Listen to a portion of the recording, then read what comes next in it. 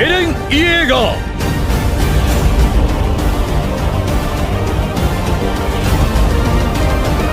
今ここに宣言します。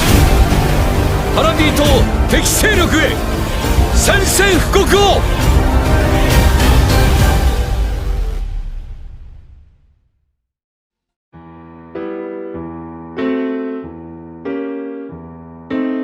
Puss in Boots. Hello, friends. I'm going to tell you the story of Puss in Boots. Listen. Once upon a time, there was an old miller who had 3 sons. Close to the time of his death, he called his 3 sons to his side. Behold, I want to divide what little I have before I go. To the eldest, he left the mill.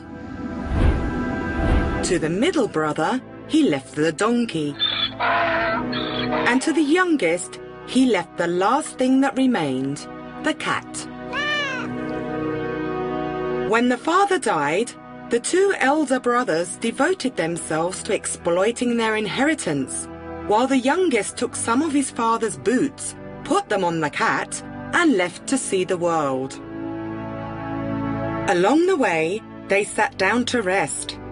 While his master slept, the cat took a bag, filled it with grass, and left it open. At that moment, a rabbit came along.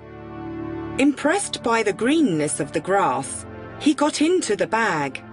The cat pulled the cord, and the rabbit was trapped inside.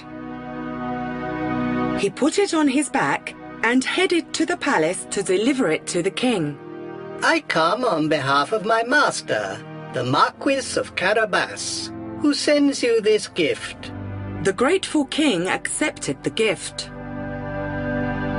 One day, the king decided to throw a party at the palace, and when he heard about it, Puss in Boots came up with an idea. Master, Master, I know how we can improve our lives. You just follow my instructions. The master did not understand quite what the cat was asking of him, but he had nothing to lose, so he accepted. Quick, Master, take off your clothes and dive into the river. Royal carriages were approaching, and inside were the king and his daughter.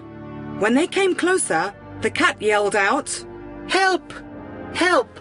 The Marquis of Carabas is drowning! Help! The king heard the cat's shouts and came closer to see what was happening.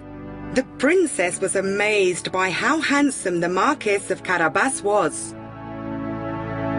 He was given some of the king's clothes to wear, and he got into the carriage. Puss in Boots, always thinking ahead, ran to the fields and asked the people to say that the fields belonged to the Marquis, and so they did.